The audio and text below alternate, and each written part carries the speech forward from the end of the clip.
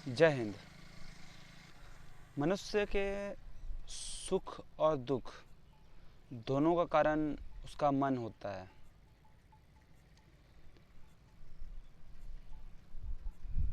इंसान की इच्छाएं पूर्ण हो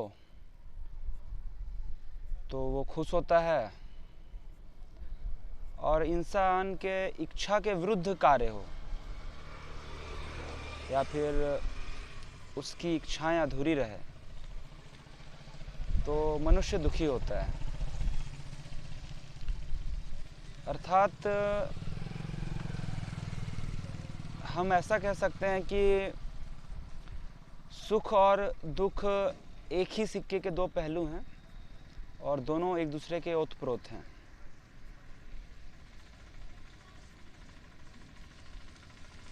और इच्छा पूर्ण न होने पर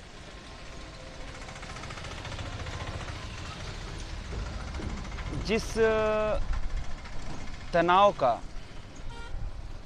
हम सामना करते हैं, जब वो हम पर हावी हो जाता है तो हमारे जीवन की इह लीला को समाप्त कर देता है, या फिर हम आत्महत्या कर स्वयं को समाप्त कर लेने का प्रयास करते हैं, ताकि इस तनाव से हम मुक्त हों। तो कुल मिलाकर सबका सार मन ही है, और मन की गति बहुत तीव्र होती है।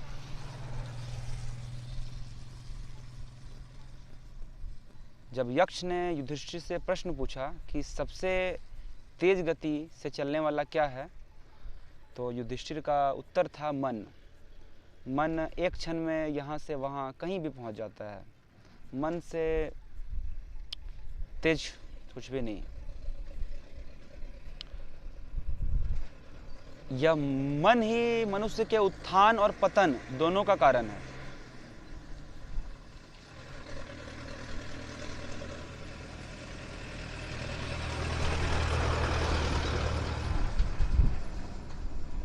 मनुष्य का उत्थान तभी संभव है जब मन उसके नियंत्रण में हो,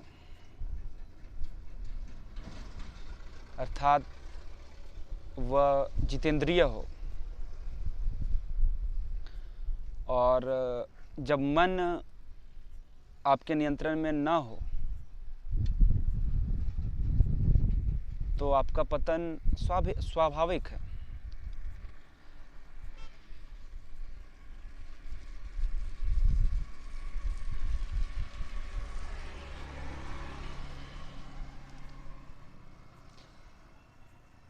कबीरदास जी कहते हैं कि मन के मते न चालिए, मन के मते अनेक।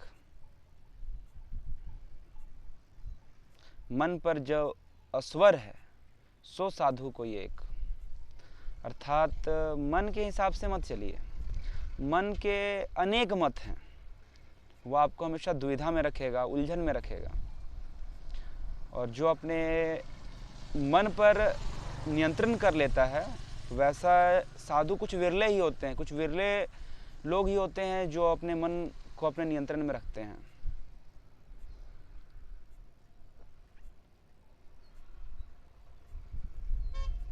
मन है तो लोभ है, लालच है, माया है।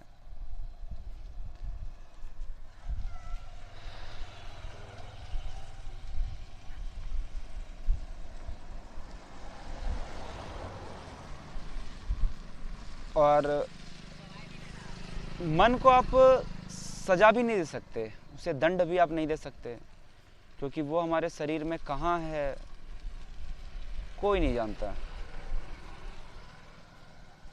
वैज्ञानिक भी इस बात को मानते हैं कि मन या इच्छा हमारे भीतर उपस्थित है।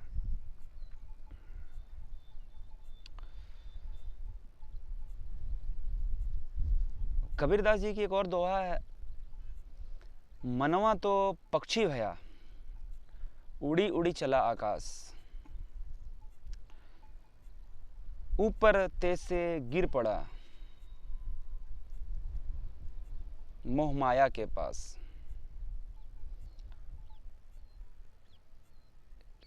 यहाँ पर भी सार वही है कि मन को आप स्थिर करके सभी प्रकार के मोह माया से निकालते हैं और स्थिर होकर अपने लक्ष्य की ओर केंद्रित होकर अध्ययन आरंभ करते हैं या फिर लक्ष्य की ओर बढ़ने लगते हैं, परंतु कुछ समय बाद ही आप वापस मोह माया के पास पहुंच जाते हैं। बहुत कठिन है।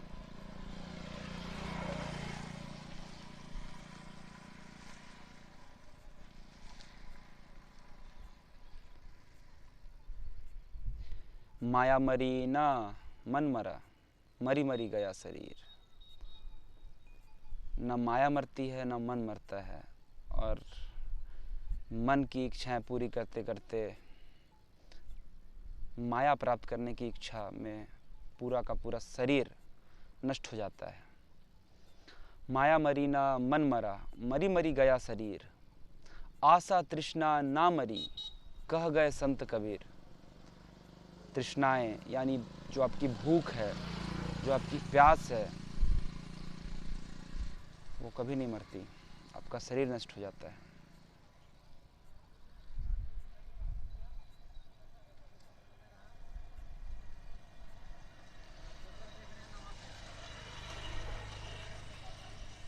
अंत यही है कि अपनी इच्छाओं पर नियंत्रण करना, मन को नियंत्रित करना। मनवा जो है, मनवा को मारूं पटकी के टुक टुक हो जाए, अर्थात मन को पटक के इतना मारूं को कि वो छोटे छोटे टुकड़ों में बट जाए।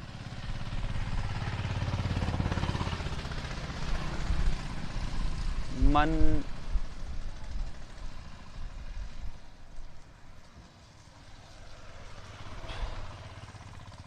बहुत खतरनाक शब्द है। मनवा को मारूं पटकी के टुक टुक हो जाए,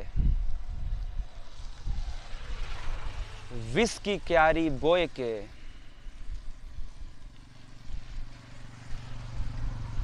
भोगत में घबराए।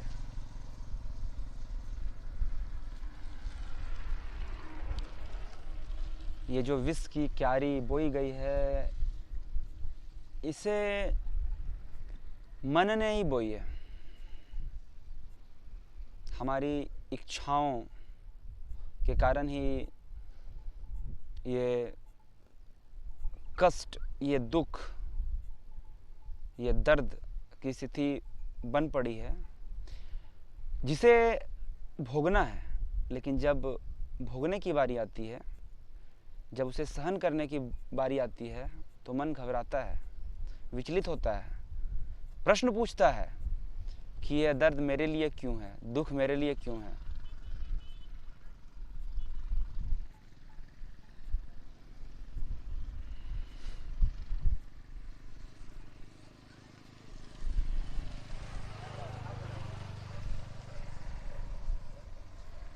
मन का अर्थ ही अनर्थ है।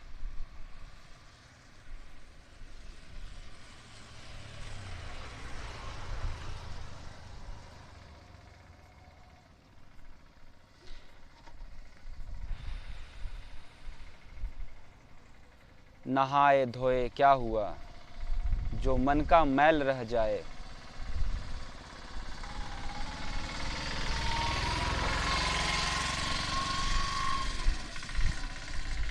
नहाए धोए क्या हुआ, जो मन का मैल रह जाए।